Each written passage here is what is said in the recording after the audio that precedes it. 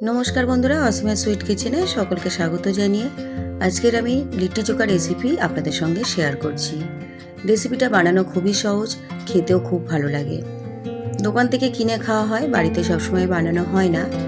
আজ আমি খুব সহজ পদ্ধতিতে বাড়িতে কিভাবে লিট্টি চোখা বানানো যায় সেটা আপনাদের সঙ্গে শেয়ার করছি। আসুন দেখে নেওয়া যাক আজকের এই রেসিপিটা। বেগুনের চোখা বানানোর জন্য একটা বড় সাইজের বেগুন নিয়েছি দুটো টমেটো, 3টে কাঁচা লঙ্কা আর কিছু রসুনগুলোকে ছাড়িয়ে রেখেছি। এবার এই বেগুন, টমেটো আর কাঁচা লঙ্কার মধ্যে সরষের তেল একটু লাগিয়ে দিলাম। এইভাবে লাগিয়ে দিলে দেখবেন যখন গ্যাসের মধ্যে পোড়াবেন তখন এই বেগুন টমেটোর মধ্যে আর কালি লাগবে না। গ্যাসের মধ্যে পোড়ালে বা কাঠের আগুনেও যদি পোড়ান এইভাবে একটু তেল লাগিয়ে নেবেন।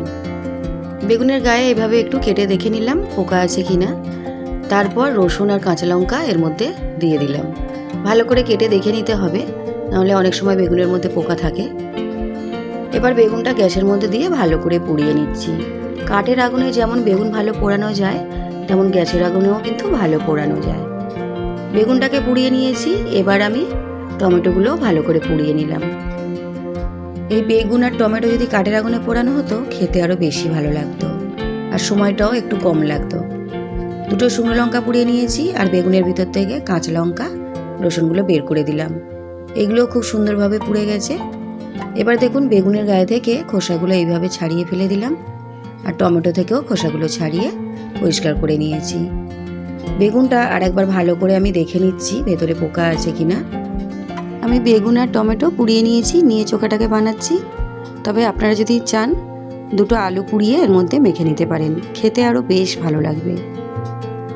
বেগুন আর টমেটো প্রথমে আগে এইভাবে ভালো করে মেখে নিলাম। এবার আমি একটু লবণ, একটু সর্ষের তেল দিয়ে দিলাম, দিয়ে লঙ্কা রসুন হাত দিয়ে খুব ভালো করে মেখে নিতে হবে। রসুনগুলো হাত দিয়ে এইরকমভাবে একটু ভেঙে নেবেন আর একটু গোটা গোটা থাকবে, তাহলে খেতে বেশি ভালো লাগবে। পেঁয়াজ কুচি আর ধনেপাতা কুচি দিয়ে টমেটো বেগুনের সঙ্গে খুব ভালোভাবে মিশিয়ে নিলাম। এইভাবে বেগুনের চোখাটাকে আমি বানিয়ে নিলাম। দেখুন বন্ধুরা, এখানে আমি 1 বাটি ছোলার ছাতু নিয়েছি। এই ছাতু দিয়ে কিন্তু লিট্টিটাকে বানানো হয়, অর্থাৎ লিট্টির ভিতরে যে পুরটা থাকে এই ছাতু দিয়েই বানানো হয়। এর মধ্যে পেঁয়াজ কুচি দিলাম রসুন কুচি, আদা কুচি, এখন দিলাম কাঁচা লঙ্কা কুচি আর স্বাদ মতো লবণ দিলাম। এবার দেখুন অল্প করে কাঁচা জোয়ান নিয়েছি। জোয়ানটাকে হাতের মধ্যে রেখে এইভাবে একটু ডলে দিয়ে দিলাম। এইভাবে একটু ডলে দিলে এর গন্ধটা বেশ ভালো হবে। অল্প করে একটু হলুদ গুঁড়োও দিয়ে দিলাম। এবার দেখুন এখানে আমি 5 মিশালি যে আচার থাকে সেই আচার দিলাম আর দিলাম একটু সর্ষের তেল। ছাতুর মধ্যে সমস্ত মশলা দিয়ে এটাকে মেখে রেখে দিলাম। লিট্টির যে পুরটা তৈরি হয়ে গেল।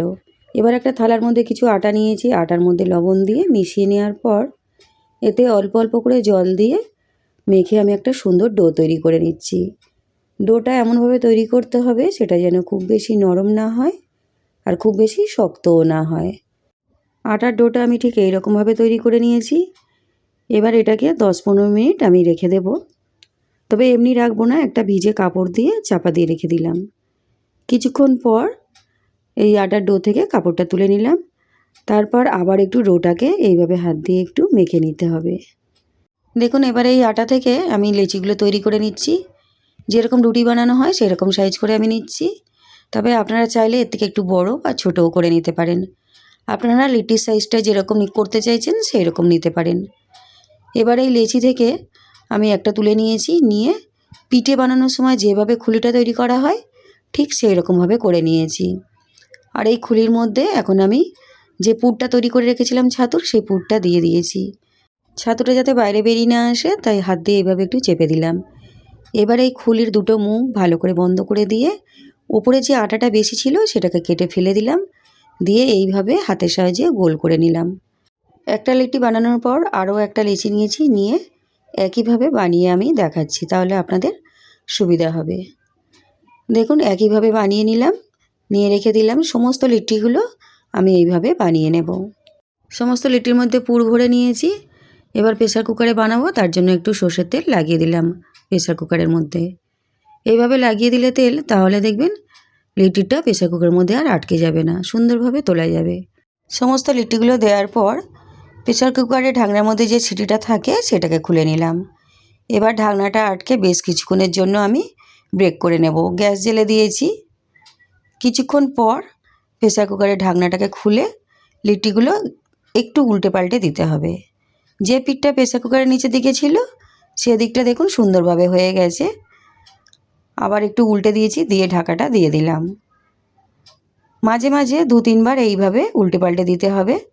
দেখুন লিট্টিগুলো সুন্দরভাবে তৈরি হয়ে গেছে। এবারে একটা একটা করে আমি থালার মধ্যে তুলে নিলাম। দেখুন এই লিট্টির গায়ের মধ্যে হালকা করে একটু ফেটে ফেটে গেছে, তার মানে এটা সুন্দরভাবে তৈরি হয়েছে। লিট্টিটা যখন খুব ভালোভাবে তৈরি হবে তখন এটা গায়ের মধ্যে একটু ফেটে যাবে আর একটু হালকা পোড়া পোড়া হবে, তবেই খেতে বেশ ভালো লাগবে। বাটির মধ্যে বেগুনের চোখাটা নিয়ে নিলাম আর একটু ধনেপাতার চাটনি বানিয়েছিলাম, সেটাও বাটির মধ্যে নিয়ে নিলাম। এই ধনেপাতার চাটনি দিয়ে লিট্টিটা খেতে কিন্তু বেশ ভালো লাগে, তবে আপনারা চাইলে অন্য কোনো চাটনি বানিয়ে নিতে পারেন। এখানে একটু পেঁয়াজ আর কাঁচা লঙ্কা নিয়ে নিলাম। তাহলে বন্ধুরা, আজ আমি লিট্টি চোখা আপনাদের সঙ্গে শেয়ার করলাম। এই লিট্টি চোখা আপনাদের কেমন লাগলো কমেন্টে লিখে জানাতে ভুলবেন না। ভালো লাগলে আত্মীয় স্বজনের মাঝে শেয়ার করে দিতে পারেন। আমার চ্যানেলের নতুন বন্ধু হয়ে থাকলে চ্যানেলটিকে সাবস্ক্রাইব করে পাশে থাকা বেল আইকনটি প্রেস করে রাখবেন। তাহলে আমি যখনই নতুন কোনো রেসিপি শেয়ার করব সবার আগে তার নোটিফিকেশান আপনার কাছে পৌঁছে যাবে। আজ আসি, আবার অন্য কোনো দিন নতুন কোনো রেসিপি নিয়ে আপনাদের সামনে চলে আসব। আপনারা সকলে সুস্থ থাকবেন আর বাড়ির সকলকে ভালো রাখবেন।